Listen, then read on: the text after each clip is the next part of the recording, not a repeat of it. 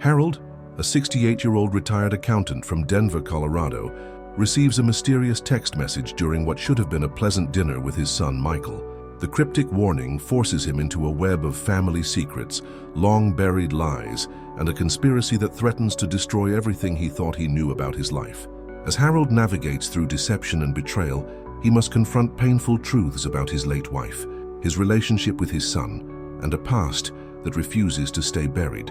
This is a story about trust, forgiveness, and the courage to face the truth, no matter how devastating it might be. The fork trembled in Harold's weathered hand as he stared at the glowing screen of his phone. The text message burned into his retinas like a brand. "Leave the table now, don't tell him anything. Your life depends on it." Across from him at Romano's Italian bistro, his son Michael was still talking about his promotion at the marketing firm, his voice animated with excitement. Harold could see his lips moving, could hear the familiar cadence of his voice, but the words seemed to come from another universe entirely. The bustling restaurant around them, the clinking of wine glasses, the soft murmur of conversations, the gentle piano music in the background, all of it faded into white noise. "Dad, are you listening?" Michael's voice cut through the haze, concern creeping into his tone. Harold's eyes snapped up from the phone, his heart hammering against his ribs like a caged bird desperate to escape. His son's face was a mirror of his own features, softened by 32 years of life that had been kinder than Harold's 6 decades. The same grey eyes, the same stubborn jawline that had gotten both of them into trouble more times than they could count. "I'm sorry, son, Harold's voice cracked as he fumbled to put the phone face down on the white tablecloth. His hands were shaking now, and he pressed them flat against the table to steady them. "What were you saying about the promotion?" Michael leaned forward, his brow furrowed with worry. "Dad, you look like you've seen a ghost. What's wrong?" "Your life depends on it." The words echoed in Harold's mind like a death knell. Who had sent this message? The number was blocked, anonymous, which somehow made it even more terrifying. In his 68 years, Harold had lived what he considered a quiet, unremarkable life. He'd been a dutiful husband to Sarah until cancer took her 3 years ago, a loving father to Michael, and a reliable employee at Henderson & Associates accounting firm until his retirement. He paid his taxes, mowed his lawn every Saturday, and hadn't so much as received a speeding ticket in over a decade. So why did someone want him to flee from his own son? "I'm fine," Harold lied, forcing what he hoped was a reassuring smile. "Just tired, I guess. Tell me more about this promotion. When do you start the new position?" But even as he asked the question, his mind was racing. The message had come from a number he didn't recognize, 555-0847. His first instinct was to dismiss it as some kind of prank or spam, but something about the urgency of the words, the specificity of the command, made his blood run cold. This wasn't random. Someone was watching him. Someone knew exactly where he was, exactly who he was with. Harold's eyes darted around the restaurant, scanning the faces of other diners, looking for anyone who seemed out of place or overly interested in their table. An elderly woman in a corner booth was reading a book while picking at her salad. A young couple near the window were absorbed in each other, holding hands across their small table. A businessman at the bar was tapping away at his laptop while nursing a whiskey. Nothing seemed amiss, but that only made Harold more paranoid. "The promotion starts Monday," Michael was saying, his excitement palpable. "Regional manager for the entire Southwest Division. Can you believe it? 5 years ago I was just an intern fetching coffee, and now..." Harold tried to focus on his son's words, tried to feel the pride and joy that this moment deserved. Michael had worked so hard for this opportunity, had sacrificed weekends and holidays, had pushed through setbacks that would have broken lesser men. This should have been a celebration, a father-son moment to remember. Instead, Harold felt like he was drowning. His phone buzzed again. Harold's hand shot out instinctively, palm covering the device before Michael could see the screen, but not before Harold caught a glimpse of the new message. "Stop pretending to listen. Get up and leave. Now." The blood drained from Harold's face so quickly that he felt dizzy. Whoever was sending these messages wasn't just watching. They were watching closely enough to know he was distracted, closely enough to know he was struggling to pay attention to his son. "Dad, seriously, what's going on?" Michael reached across the table and placed his hand over Harold's free one. "You're scaring me. Is it your heart? Should I call 911? The concern in Michael's voice was so genuine, so filled with love, that Harold felt his resolve wavering. His son was a good man, honest, hard-working, devoted to family. They'd grown even closer after Sarah's death, leaning on each other through the grief and loneliness that followed. Michael called every day, visited twice a week, and had been trying for months to convince Harold to move closer to his apartment in downtown Denver. How could this man, this beautiful, caring son, be someone Harold needed to run from? But the phone buzzed a third time. Harold's vision blurred as he read the latest message. "He's not who you think he is. Sarah knew. That's why she died." The restaurant seemed to tilt sideways. Harold gripped the edge of the table so hard his knuckles went white. Sarah's name in those words was like a physical blow, stealing the air from his lungs and sending shards of ice through his veins. Sarah had died of pancreatic cancer. He'd been with her every step of the way, through the diagnosis, the treatments, the long nights in the hospital, when hope was all they had left. The doctors had been clear. It was aggressive, it was random, and there was nothing anyone could have done to prevent it. But the message suggested otherwise. It suggested that Sarah's death wasn't random at all. And it suggested that Michael was somehow involved. "I need to use the restroom," Harold said abruptly, his voice barely above a whisper. "Dad, wait. I'll be right back." Harold pushed back from the table, his chair scraping loudly against the hardwood floor. Several nearby diners turned to look, but Harold barely noticed. His entire world had narrowed to the phone clutched in his sweating palm and the need to get away from Michael's worried gaze. The restroom was mercifully empty. Harold locked himself in a stall and sat heavily on the closed toilet seat, his hands shaking as he stared at his phone. Should he call the police? Should he confront Michael? Should he run? The phone buzzed again. "Check your email. Password is Sarah Snew. Then decide if you want to keep having dinner with your son's killer." Harold's hands were shaking so badly he could barely unlock his phone. His email app loaded slowly, each second stretching like an eternity. When he entered the password, Sarah Snew, his heart nearly stopped.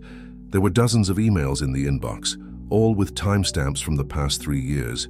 Photos, documents, recorded conversations. Harold clicked on the first one with trembling fingers.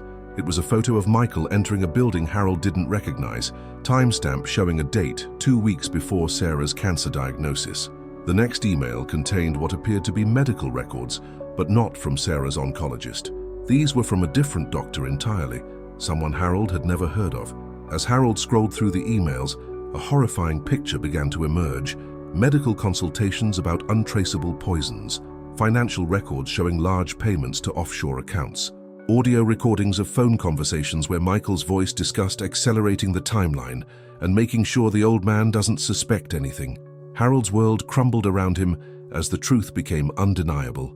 His son, his beloved, devoted son, had murdered his wife. The phone buzzed one final time. "Now do you understand? Get out of that restaurant. Come to the parking garage across the street, level 3, we need to talk." And Harold, "I'm sorry you had to find out this way. If this part has touched your heart in any way, tell me from which part of the world you are listening to this story." Harold sat in that bathroom stall for what felt like hours, but was probably only minutes. His entire life, 68 years of memories, relationships, and beliefs, had just been turned upside down. The man sitting at that table, worried about his father's health, excited about his promotion, was a stranger, a monster wearing his son's face. But Harold was still a father. And despite everything, despite the evidence on his phone and the terror in his heart, he needed to know why. He needed to understand how the little boy he'd taught to ride a bike, the teenager he'd helped through heartbreak, the man he'd been so proud of, had become capable of such evil. Harold stood up slowly, his knees creaking in protest. In the mirror above the sink, he saw an old man he barely recognized, pale, frightened, broken. But there was something else in those gray eyes, something that hadn't been there in years. Purpose. He was going to find out who had sent those messages. He was going to learn the truth about Sarah's death, and then he was going to decide what to do about his son. Harold walked back to the table where Michael was waiting, that familiar, concerned expression on his face, the same face that had smiled at Sarah in her hospital bed, the same hands that had held hers as she died. "Feeling better, Dad?" Michael asked as Harold sat down. Harold looked at his son, really looked at him, for what felt like the first time in years, and for just a moment he thought he saw something flicker behind those grey eyes, something cold, something calculating. "Much better," Harold lied, just as he had learned to do, "but I'm afraid I need to cut dinner short. I'm not feeling well." As they walked toward the restaurant's exit together, Harold's phone buzzed one last time. This message contained just 2 words: Well done. The parking garage across from Romano's was a concrete tomb, each level dimmer than the last. Harold's footsteps echoed against the cold walls as he made his way to level 3, his heart pounding so hard he was sure it could be heard throughout the entire structure. The fluorescent lights flickered overhead, casting dancing shadows that made every parked car look like a potential threat. He'd left Michael at the restaurant with a hastily fabricated excuse about stomach troubles and an urgent need to get home. The concern in his son's eyes had been so genuine, so perfectly performed, that Harold almost doubted what he'd seen on his phone. Almost. But the evidence was still there, burning in his memory like acid. The photos, the documents, the audio recordings. His son's voice discussing Sarah's murder as casually as someone might discuss the weather. Harold. The voice came from behind a concrete pillar, soft but commanding. Harold spun around, his aged reflexes slower than he would have liked. A woman stepped into the dim light, mid-40s, auburn hair pulled back in a practical ponytail, wearing jeans and a dark jacket that could have belonged to anyone. She looked like she could be a teacher, a librarian, someone's neighbor, the kind of person you'd pass on the street without a second glance. But her eyes were different, sharp, calculating, haunted. "Who are you?" Harold's voice cracked with exhaustion and fear. "What do you want from me?" "My name is Detective Riley Chambers. I was a friend of your wife's." She reached slowly into her jacket, moving deliberately so as not to startle him, and pulled out a badge. "I've been investigating Sarah's death for 2 years." Harold stared at the badge, his mind struggling to process this new information. "Investigating, but she died of cancer. The doctors said what they were told to say." Riley's voice was gentle but firm. "Harold, I know this is overwhelming, but I need you to listen to me very carefully. Your wife didn't die of pancreatic cancer. She was poisoned with a substance that mimics the symptoms and progression of aggressive cancer. It's sophisticated, expensive, and almost impossible to detect unless you know exactly what to look for." The parking garage seemed to spin around Harold. He reached out and gripped the side mirror of a nearby car to steady himself. "That's impossible. I was with her every day. I saw the test results, the scans, all falsified." Riley stepped closer, her expression softening with genuine sympathy. "Harold, your son has connections you don't know about. People who can forge medical records. People who can make doctors say whatever needs to be said. Sarah suspected something was wrong in the months before she got sick. That's why she reached out to me." "She reached out to you?" Harold's voice was barely a whisper. "When? Why didn't she tell me?" Riley pulled out her phone and showed Harold a series of text messages. Sarah's name was at the top of the conversation thread, and Harold recognized his late wife's careful, formal texting style immediately. "Sarah, Detective Chambers, I hope you remember me from the community fundraiser last year. I need to speak with you privately about a family matter. I believe someone close to me may be involved in illegal financial activities." Riley, "Of course I remember you, Sarah. When would you like to meet?" Sarah, "It's about my son. I found some disturbing documents in his apartment. Bank records, insurance policies I didn't know existed. I think he might be planning something terrible." Harold's knees buckled. Riley caught his arm, supporting his weight as he struggled to remain upright. "She knew," he whispered. "She knew, and she didn't tell me. She was protecting you," Riley said softly. "She was trying to gather enough evidence to prove what Michael was planning before she confronted anyone. She was scared that if she was wrong, it would destroy your relationship with your son forever. And if she was right, he'd kill her before she could expose him." Harold finished the thought, the horrible logic of it settling over him like a shroud. But why? Why would he want to kill his own mother? Riley helped Harold lean against a concrete pillar, then pulled out a tablet from her jacket. "This is where it gets complicated, Harold. Your son has been living a double life for years. The marketing firm, the promotions, the success, it's all a front. Michael works for a criminal organization that specializes in insurance fraud, identity theft, and elimination of inconvenient family members." She swiped through screens of financial records, surveillance photos, and communication logs. Harold saw images of Michael entering buildings he didn't recognize, meeting with people who looked nothing like marketing executives, handling briefcases full of cash. "He's been drugging your food for months," Riley continued, her voice clinical but not unkind. "Nothing lethal, just enough to make you forgetful, confused, more dependent on him. He's been slowly isolating you from your friends, convincing you that you're getting too old to live alone, that you need his help with everything." Harold thought about the dizzy spells he'd been having, the moments of confusion that had been getting worse since Sarah's death. He'd attributed it to grief, to age, to the natural decline that came with being nearly 70. But now, the life insurance, Harold said suddenly, the pieces clicking into place. He's been talking to me about updating my will, about making sure everything is in order. $5 million, Riley confirmed, between your life insurance, Sarah's policy, and the value of your house and investments. Michael stands to inherit everything when you die. And based on the rate at which he's been administering the drugs, I estimate you have maybe 2 weeks before the dosage becomes fatal. The parking garage was silent, except for the distant hum of traffic from the street below.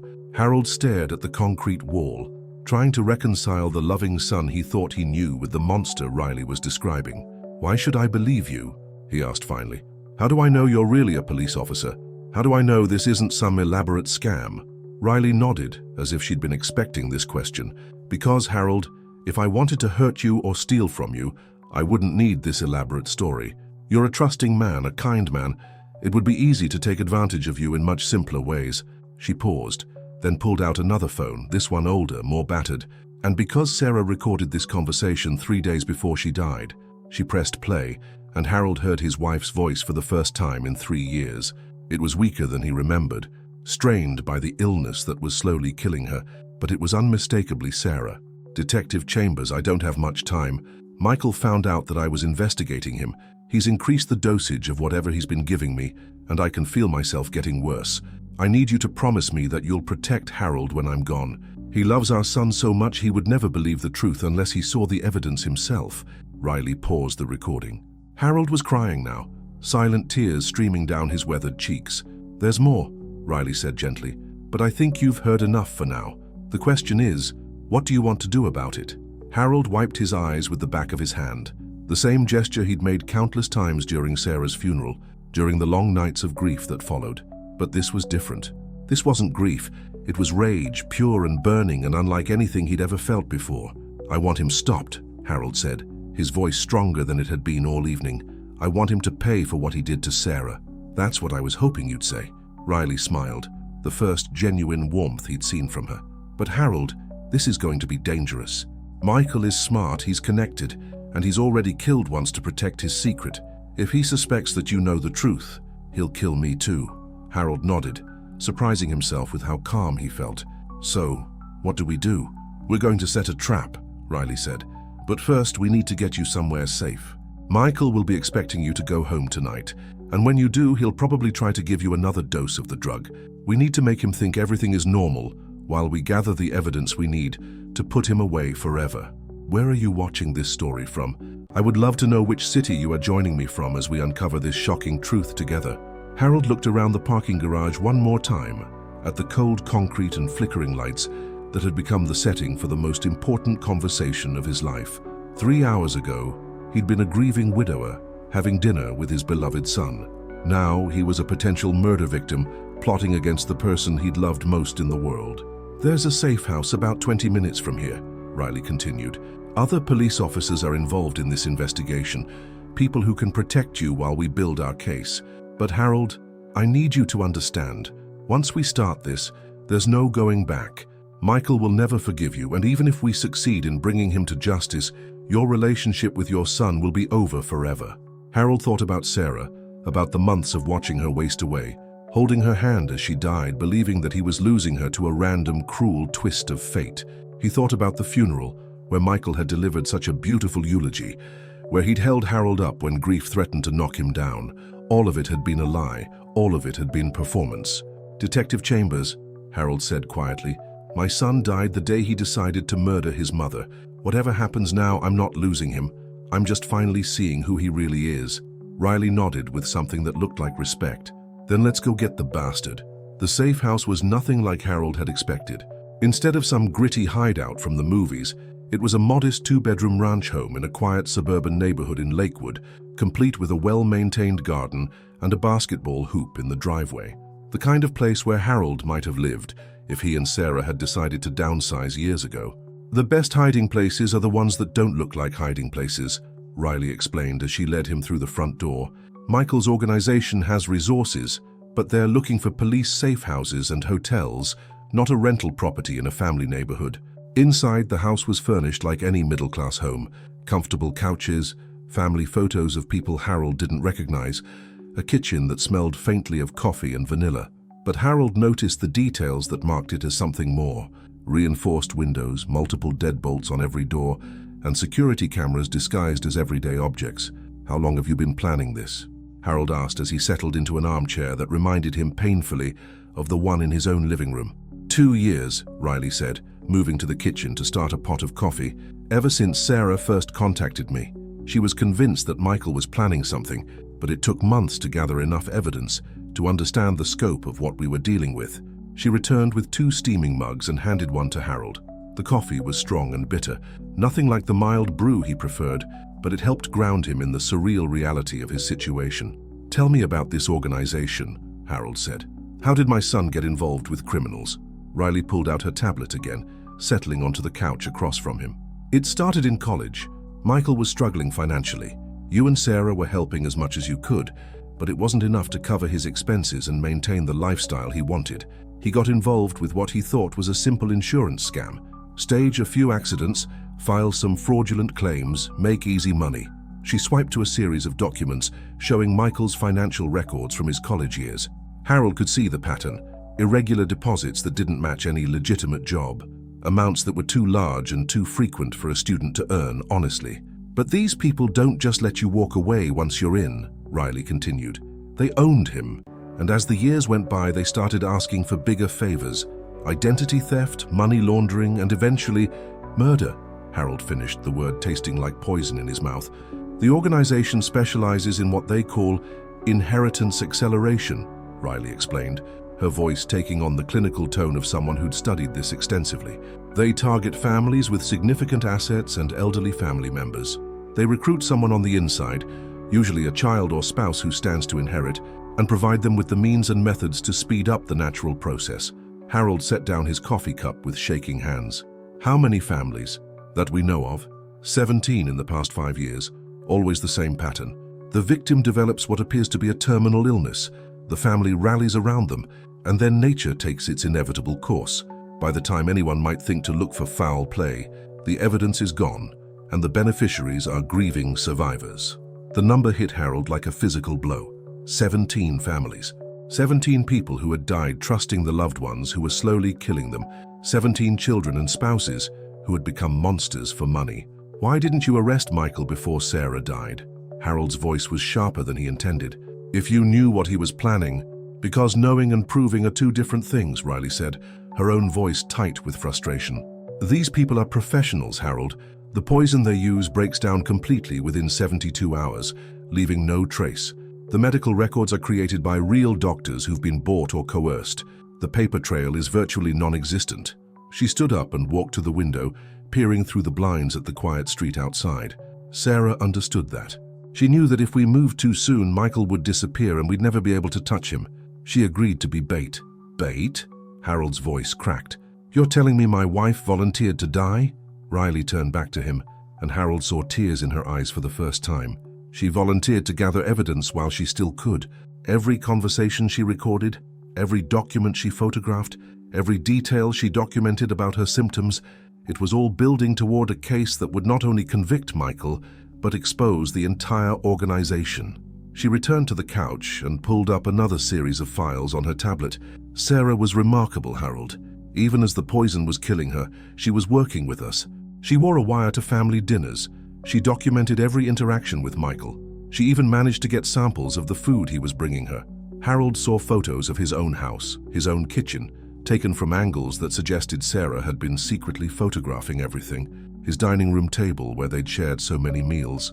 His refrigerator, with notes in Sarah's handwriting marking dates and times. His living room where Sarah had spent her final weeks, weak and dying, but apparently still working to protect him. "She made me promise to wait until after she was gone to approach you," Riley continued. "She said you'd never believe it while she was alive, that you'd try to confront Michael directly and get yourself killed. She wanted to make sure we had everything we needed to protect you and convict him."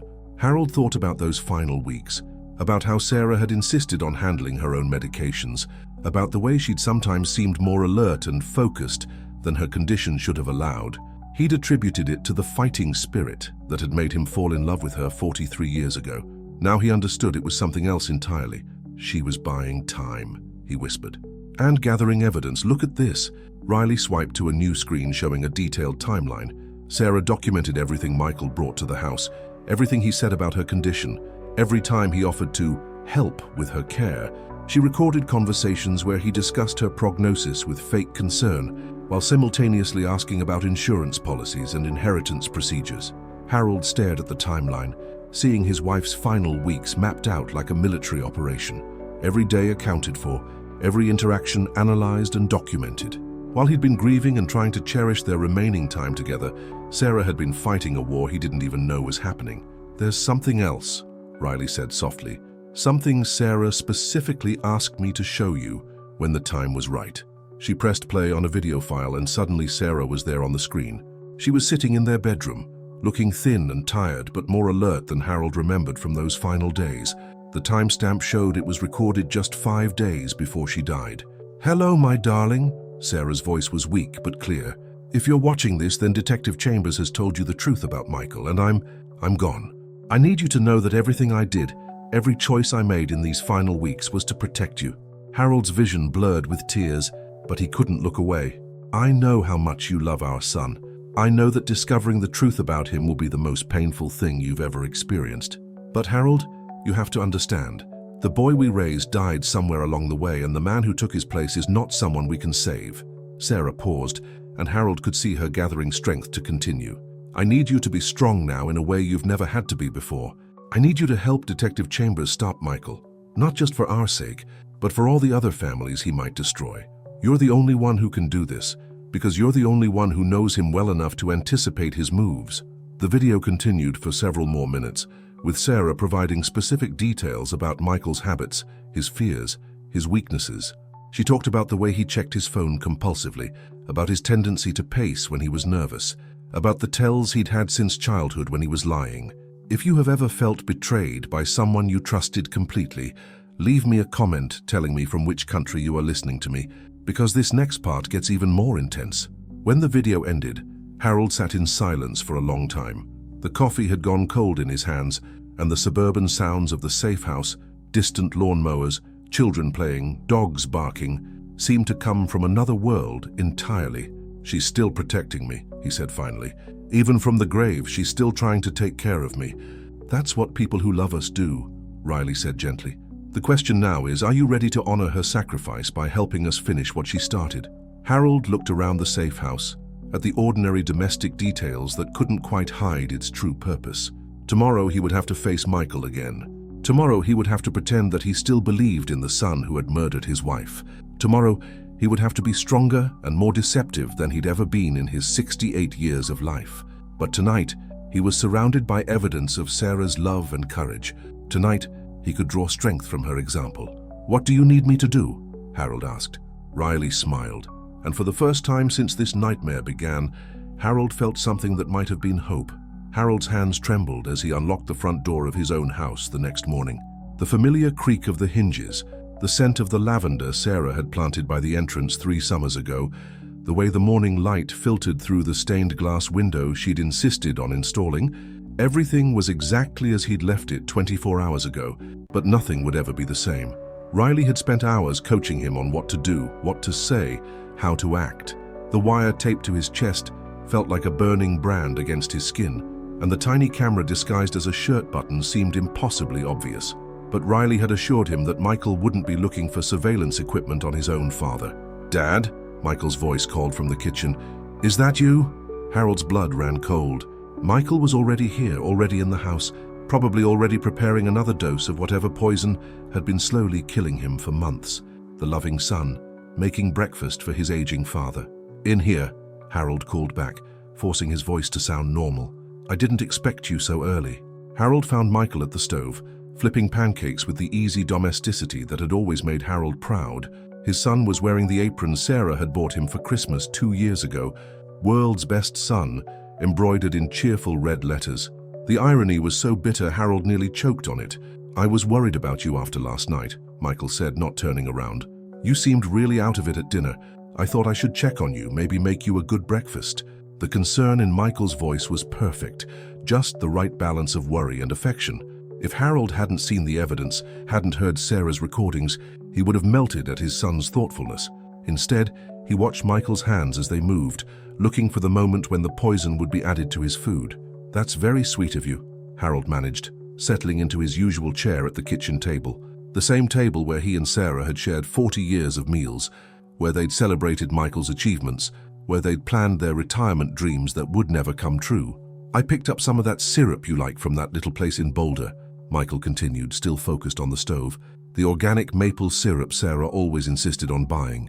The mention of Sarah's name was like a knife twist. Harold watched his son's profile, looking for any sign of guilt, any flicker of remorse, but Michael's expression remained perfectly composed, the mask of a loving son who missed his mother and worried about his father. "She did love that syrup," Harold said carefully, said it reminded her of Vermont, where her grandmother lived. "I remember." Michael turned with a plate of perfectly golden pancakes, setting them in front of Harold with a smile. "She used to tell me stories about visiting there when she was little, maple trees as far as the eye could see." Harold stared at the pancakes, knowing that somewhere in their fluffy perfection was a substance designed to slowly destroy his mind and body. The same substance that had killed Sarah while they'd all believed she was dying of cancer. "Aren't you eating?" Harold asked as Michael returned to the stove. "I grabbed something on the way over," Michael replied. "These are all for you. You need to keep your strength up." The subtext was clear, though only Harold could hear it now. "You need to keep your strength up until I've extracted every penny from your estate and can finally finish you off." Harold cut into the pancakes, his hand steady despite the roar of adrenaline in his ears. Riley had given him specific instructions. Eat a small amount to maintain the illusion, but not enough to be seriously affected by whatever Michael had added. There were antidotes standing by, medical personnel ready to intervene if necessary. "So," Michael said, refilling Harold's coffee cup with practiced ease, "I've been thinking about what we discussed last week, about you maybe moving to a smaller place, something closer to my apartment." Here it was, the systematic isolation Riley had warned him about. Michael had been planting these seeds for months, convincing Harold that he was becoming too forgetful, too unsteady to live alone, all part of the long-term plan to gain complete control over Harold's life and assets. "I don't know," Harold said, taking another careful bite of pancake. "This house has so many memories. Sarah and I were so happy here." "I know, Dad. But Sarah would want you to be safe. She'd want you to be somewhere you could get help if you needed it." Michael's voice carried just the right note of gentle persuasion. "There's a really nice assisted living community just 10 minutes from my place. I picked up some brochures yesterday." Michael pulled a folder from his briefcase, the same briefcase Harold had seen in Riley's surveillance photos, the one that had carried cash to pay for his mother's murder. Now it contained glossy pamphlets for Golden Years Manor, where independence meets security. Harold flipped through the brochures, seeing the smiling faces of elderly residents, the descriptions of activities and amenities, the emphasis on peace of mind for families, everything designed to make the transition seem natural, inevitable, caring. "It's very nice," Harold said, and he meant it. Under different circumstances, he might have genuinely considered such a place when the time came. "But I'm not ready to leave home yet." "Of course not," Michael said quickly. "I'm not trying to rush you. It's just, well, I worry. Especially after how you seemed last night, the confusion, the way you kept checking your phone." Harold's chest tightened. Michael had been watching him more carefully than he'd realized. Had he noticed Harold's reaction to the mysterious messages? Did he suspect something? "Just work stress bleeding into retirement, I think," Harold said with what he hoped was a convincing chuckle. "You know how it is, 40 years of staying on top of every email, every call. Hard to break the habit." Michael nodded, but Harold caught something in his expression, a flicker of calculation like someone doing mental math.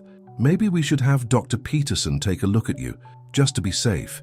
Sometimes these little episodes can be early signs of, well, you know, dementia. The perfect cover for the cognitive effects of chronic poisoning." Harold could see the entire plan now. Gradually convince everyone that Harold was losing his mental faculties, get medical documentation to support that narrative, then use it to justify taking control of his affairs. When Harold finally died from the accumulated poison, it would seem like the natural progression of age-related decline. "I suppose it couldn't hurt to have a checkup," Harold agreed. "It's been a while since my last physical." "Great. I'll call and set something up for next week."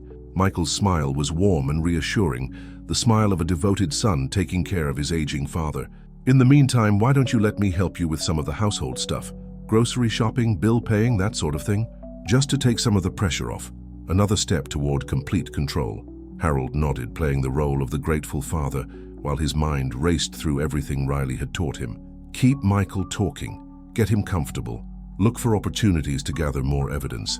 That would be helpful, Harold said.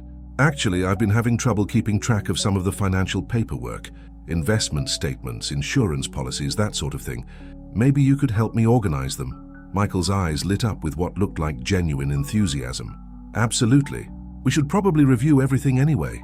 Make sure all your beneficiary information is up to date. See if there are any policies you're not maximizing. Translation: let me get my hands on every financial document so I can plan the final stage of your murder more efficiently. The papers are all in Sarah's old desk upstairs, Harold said. She was always so much better at organizing that stuff than I was. I'll take a look after breakfast, Michael promised. We'll get everything sorted out. They finished the meal with Michael carrying most of the conversation. Updates about his job, plans for the weekend, casual observations about the neighborhood. To any outside observer, it would have looked like a perfect father-son breakfast. Harold even found himself slipping into old patterns, genuinely enjoying his son's company despite everything he now knew. That was the most horrifying part. Even knowing what Michael had done, even wearing a wire to gather evidence against him, Harold could still feel the ghost of his paternal love. 43 years of raising this person, of being proud of his achievements and worried about his struggles, couldn't be erased overnight. When Michael excused himself to go upstairs and look through Sarah's desk, Harold remained at the kitchen table, staring at his empty plate. The pancakes sat heavy in his stomach, not just from their weight, but from the knowledge of what they contained. His phone buzzed with a text from Riley. "You're doing great, keep him talking about the financial stuff." Harold quickly deleted the message and slipped the phone back into his pocket. Through the ceiling, he could hear Michael moving around in the bedroom Harold had shared with Sarah, opening drawers that contained 40 years of their life together. 20 minutes later, Michael returned with an armload of files and binders. "Dad, you weren't kidding about this being disorganized." Sarah had papers dating back to the 1980s, mixed in with current statements. Michael spread the documents across the kitchen table, and Harold recognized the careful organization that had actually been Sarah's system. Bank statements arranged by year, insurance policies in order of importance, investment reports sorted by type and performance. Sarah had been meticulous about their finances, which was probably how she'd first noticed the discrepancies that led her to suspect Michael. "Look at this," Michael said, holding up a life insurance policy Harold had forgotten about. "This is a $2 million policy that's been sitting here collecting dust. The beneficiary information needs to be updated. It still lists Sarah as primary."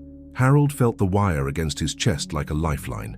What should it say instead? "Well, obviously you'd want to list me as primary beneficiary now. And we should probably increase the coverage while you're still healthy enough to qualify. Where are you following this incredible story from? I'd love to know which part of the world is joining Harold on this terrifying journey." Michael continued talking about insurance policies and investment strategies, his voice warm with filial concern. But Harold was no longer listening to the words. He was watching his son's face, seeing the calculation behind the loving expressions, hearing the greed beneath the worry. This was the person who had murdered Sarah. This was the person who was slowly murdering him. And this was the person he would have to continue pretending to love and trust until Riley had enough evidence to destroy him completely. The kitchen felt like a stage, and Harold was giving the performance of his life. 3 days later, Harold sat in Riley's unmarked car outside a Starbucks in downtown Denver, watching through the window as Michael met with a man Harold had never seen before. The stranger was younger than Michael, maybe late 20s, with the kind of nervous energy that spoke of someone who lived constantly on edge. They sat at a corner table, speaking in low voices over untouched coffee cups. "That's Marcus Chen," Riley said, adjusting the telephoto lens on her camera. "He's Michael's handler in the organization, the one who provides the poison, arranges the false medical records, handles the cleanup when jobs go wrong." Harold studied the young man's face, trying to reconcile his ordinary appearance with the monstrous nature of his work. He looked like he could be a college student, someone's nephew, a regular kid working his way through graduate school. Instead, he was part of a network that had killed 17 people. "Are you getting audio?" Harold asked, touching the transmitter in his jacket pocket.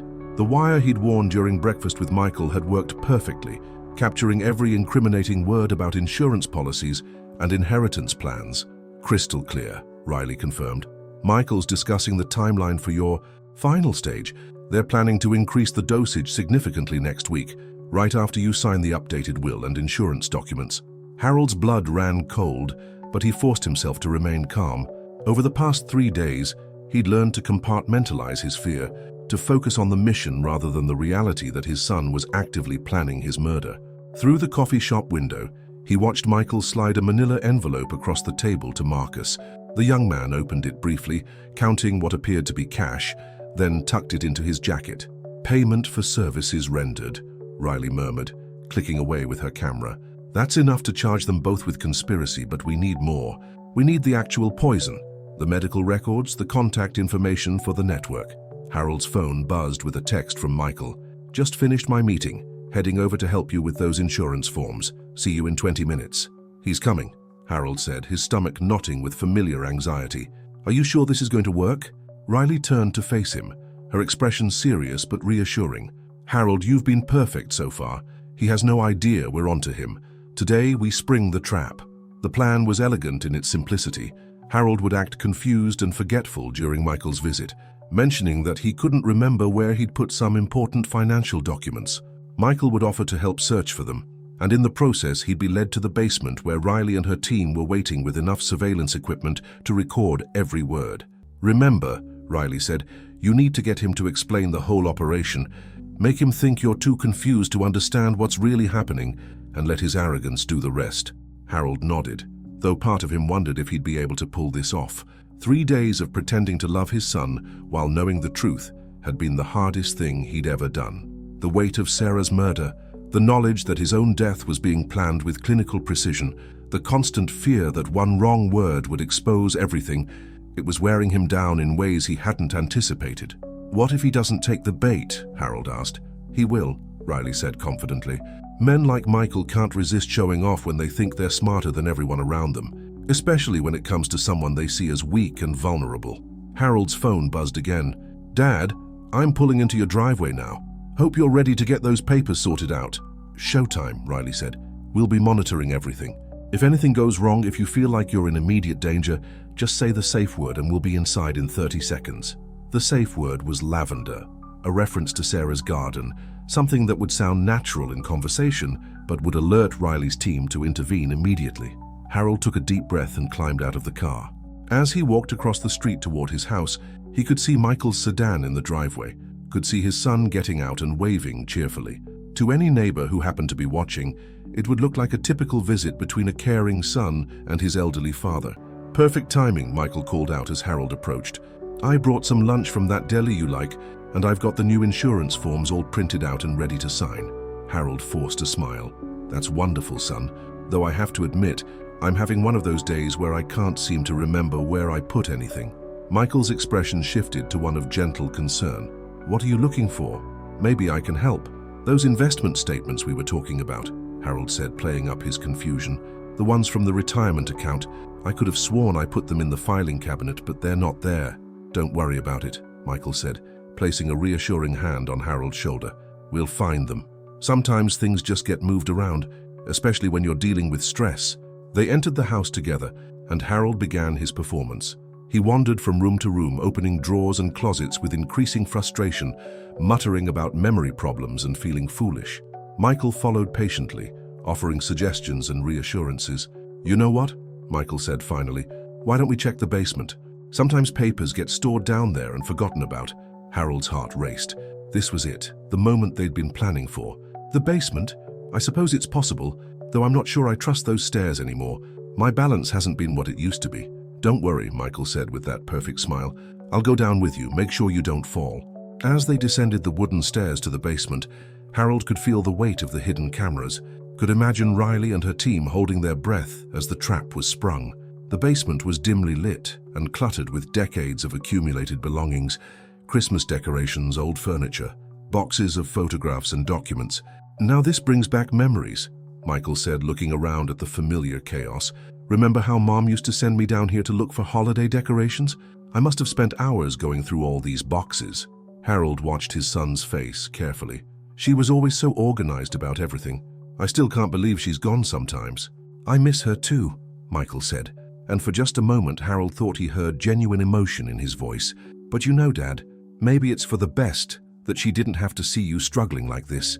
The memory problems, the confusion, it would have broken her heart. The cruelty of the statement hit Harold like a physical blow. Michael was using Sarah's death, the murder he had committed, as a way to manipulate Harold's emotions and justify his current manipulation. I suppose you're right, Harold said carefully. Though sometimes I wonder if I'm getting worse because I'm not taking care of myself properly. Michael's eyes sharpened with interest. What do you mean? Well, the meals you've been bringing, the help with medications. Maybe I've been too dependent on you. Maybe I need to be more self-sufficient.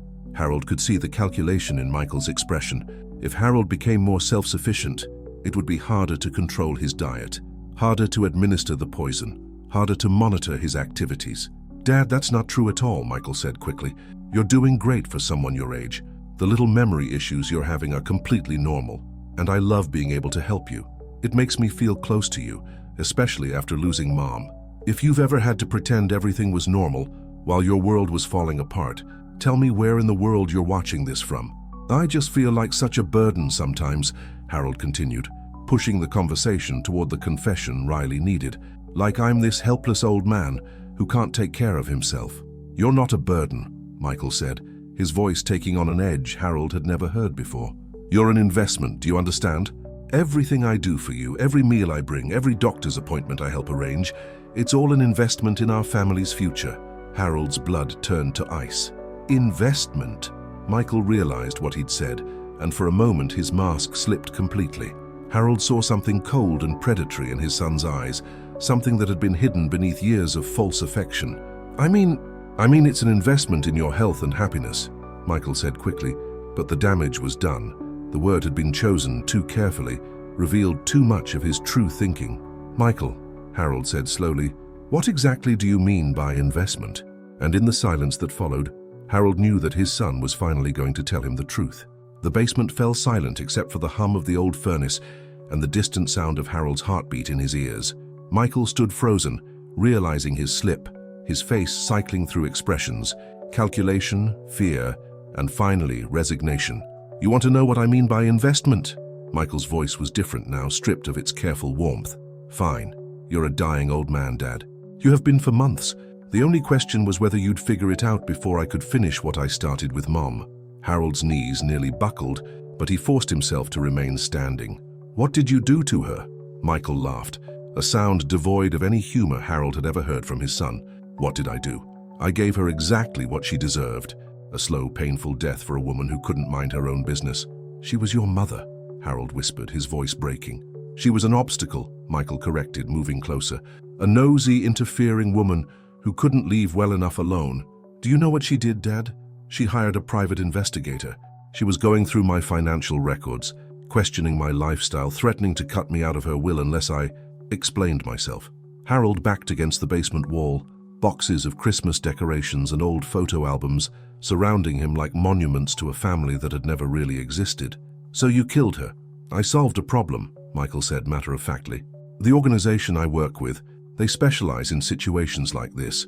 Families with assets, elderly members who are becoming difficult, children who stand to inherit significant wealth. It's a service, really. We help families resolve their complications. Harold thought of Riley upstairs recording every word.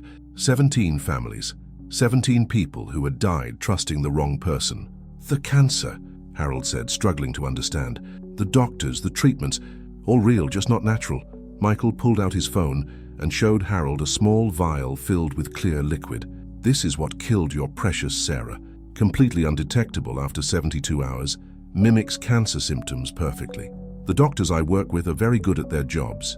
A few test results, some convincing scans, and suddenly everyone believes in the tragic inevitability of terminal illness. Harold stared at the vial, knowing it contained the same substance that had been slowly killing him with every meal Michael had prepared, every coffee he'd brought, every gesture of filial care. How long? Harold asked. How long what? How long have I been poisoning you? Michael shrugged. About 6 months. Started small, just enough to make you a little forgetful, a little dependent. The plan was to gradually increase the dosage, while simultaneously gaining control of your finances. Insurance policies, will updates, power of attorney, all perfectly legal and motivated by love and concern. Michael began pacing in the small basement space, and Harold recognized the nervous habit Sarah had identified in her final video message. "You know what the beautiful part is?" Michael continued. "Everyone would have grieved for you. Your loving son, devastated by losing both parents to tragic illnesses within 3 years, so young to be orphaned, so brave to carry on the family legacy. I'd probably get sympathy casseroles for months." "Why?" Harold asked, the question torn from his soul. "We gave you everything. We loved you, supported you, believed in you. Why wasn't that enough?" Michael's expression hardened. "Because love doesn't pay for the lifestyle I want, Dad. Because being your good son was a prison sentence. Do you know what it's like to pretend to care about your boring stories, your health problems, your opinions about everything? To smile and nod while you and Mom lived your small, pathetic lives?" Harold felt each word like a physical blow, 43 years of love and pride crumbling into dust. "I've been planning this since college," Michael went on, his voice gaining momentum as if he'd been waiting years to say these words. "The organization recruited me because I had the perfect setup. Elderly parents with significant assets, a clean reputation, and the patience to play the long game. Mum's death was just the rehearsal. You're the main event, the promotion," Harold realized. "The marketing job doesn't exist," Michael confirmed. "I work for the organization full-time. We have operations in 12 states, over 40 active cases at any given time. I'm very good at what I do, Dad. Some of the best work in the business." Harold thought about all the families, all the people who had died trusting someone they loved. All the children and spouses who had made the same choice Michael had made. "I need to ask you something," Harold said, his voice steadier than he felt. "And I need you to tell me the truth." Michael raised an eyebrow, amused. "I think we're past the point of comfortable lies, don't you? Did you ever love us? Even when you were little, even before all this, was any of it real?" For just a moment, something flickered across Michael's face. Something that might have been regret, or memory, or the ghost of the child he had once been. "I don't know," Michael said quietly.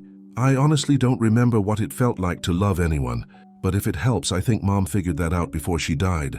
I think that's why she looked so sad at the end, not because she was dying, but because she finally understood what I really was. The admission was somehow worse than all the rest of it. Harold could have accepted greed, desperation, even temporary madness, but this casual indifference to love, to family, to the fundamental bonds that had defined Harold's entire life, this was beyond comprehension. "Well," Harold said, "I guess there's just one more thing you should know." "What's that?" Harold looked directly at his son, meeting those cold grey eyes that had once seemed so much like his own. "I know about Detective Riley Chambers. I know about the investigation. I know about the wire I've been wearing for the past week, and I know that everything you just said is being recorded." Michael's face went white. "That's impossible. The organization you're so proud of, they've been under investigation for 2 years. Sarah didn't die without fighting back, Michael. She spent her last weeks gathering evidence against you, against all of you, and now we have everything we need." The basement door at the top of the stairs burst open, and Riley's voice echoed down. "Denver Police, Michael Thompson, you're under arrest." Michael spun toward the stairs, but there was nowhere to run. 3 officers descended rapidly, weapons drawn, as Riley appeared behind them. "Michael Thompson," she called out, "you're under arrest for the murders of Sarah Thompson and conspiracy to commit murder. You have the right to remain silent. If this story has moved you, please tell me from which corner of the world you've been following Harold's incredible journey of discovery and justice." As the officers handcuffed Michael, he looked back at Harold one last time. The mask was completely gone now, and Harold saw his son's true face, cold, calculating, utterly without remorse. "You won't survive this, you know," Michael said as they led him toward the stairs. "The organization has people everywhere, judges, police, doctors. You think this ends with my arrest? Maybe not," Harold replied, "but Sarah's story ends with justice, and that's enough for me." As Michael disappeared up the stairs, Harold sank onto an old wooden crate, suddenly feeling every one of his 68 years. Riley approached, her expression gentle with understanding. "It's over, Harold," she said. "You did it. You got him." Harold nodded, but he wasn't thinking about victory. He was thinking about Sarah, about the courage it had taken for her to fight back even as she was dying. He was thinking about the 17 families who would finally have answers. and he was thinking about the long, difficult process of learning to live in a world where the person he'd loved most had been a stranger all along. But for the first time in months, Harold felt something he'd forgotten was possible. He felt free.